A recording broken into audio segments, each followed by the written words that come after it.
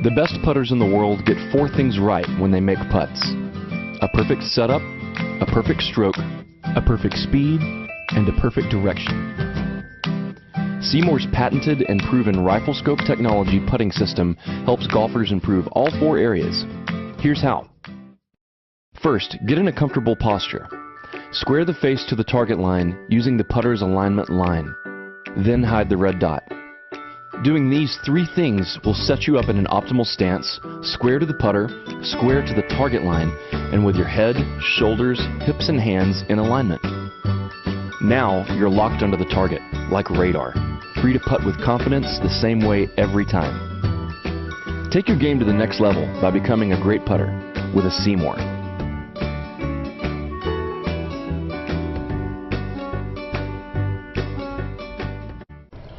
Okay, Nick, here's the first part of your lesson. So we kind of just pinpointed a few things.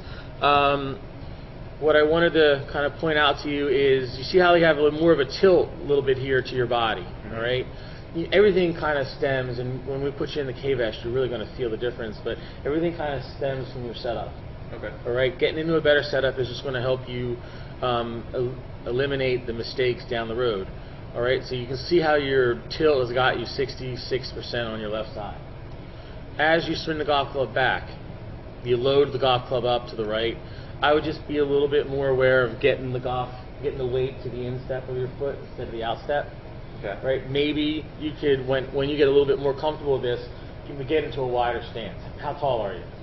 6'1", 6'2". Yeah. So your feet, the insteps of your feet should be a little bit wider.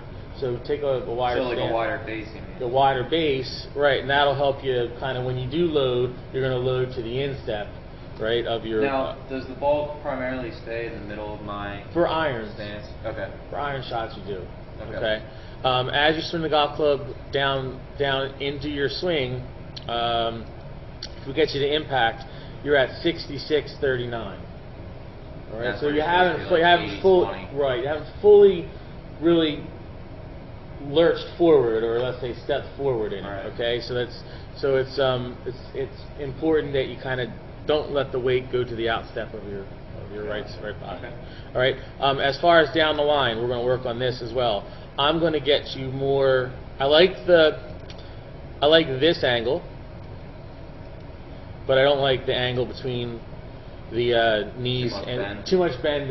Right. We're going to get you more to bend at the hips and keep your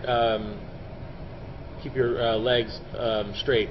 Kind of like if you were kind of sit up to a bar stool, you're going to straighten out your legs and you're just going to kind of reach for it with your butt, like reach your butt out, and then you're just going to unlock your wrists, or unlock your knees, and we're going to get you to eventually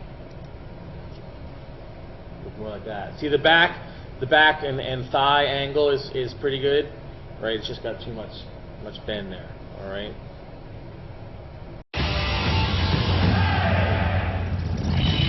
Rory McIlroy is only 5'9", 161 pounds.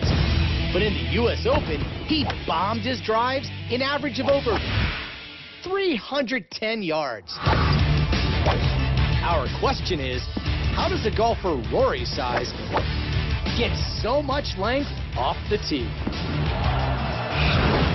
The key to generating distance is what's called the kinetic chain, drawing energy from the ground up through the legs, through the torso, into the arms, and into the club. And in the middle of that kinetic chain is a critical link, the hips.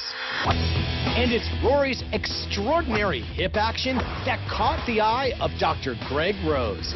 At the Titleist Performance Institute, Dr. Rose has worked with many of the world's best golfers, including Rory, using technology to analyze aspects of the golf swing that are difficult to see with the naked eye.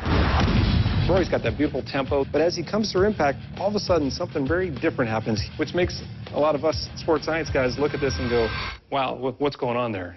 If we look at hip speed, most amateurs are around 300 to 350 degrees per second. That's how fast they're rotating. Most tour players are around 550 degrees. Rory gets to this amazing 720 degrees per second on the downswing. What's truly remarkable about Rory's hip acceleration is that it has another gear, reverse. So if I'm looking at anatomy, you got to understand your abdominals, they run diagonally. Those are called your oblique abdominals.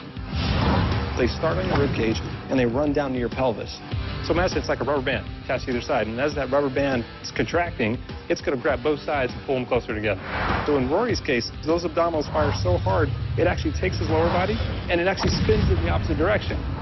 Right there, it's actually moving 377 degrees per second the opposite direction, which is just crazy. In other words, for a split second, Rory's hips actually move backward faster than most golfers ever move their hips forward. This reverse rotation is extremely rare. Out of the hundreds of pros he's analyzed, Dr. Rose has only seen it a handful of times.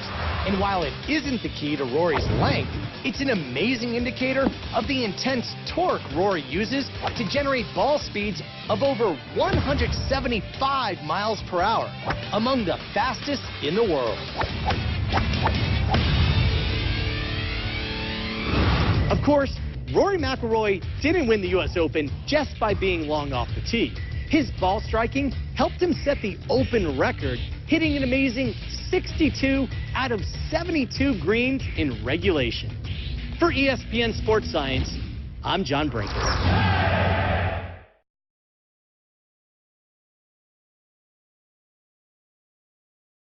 Well, the most important thing in a golf swing to me is the movement of the lower body from the top of the swing.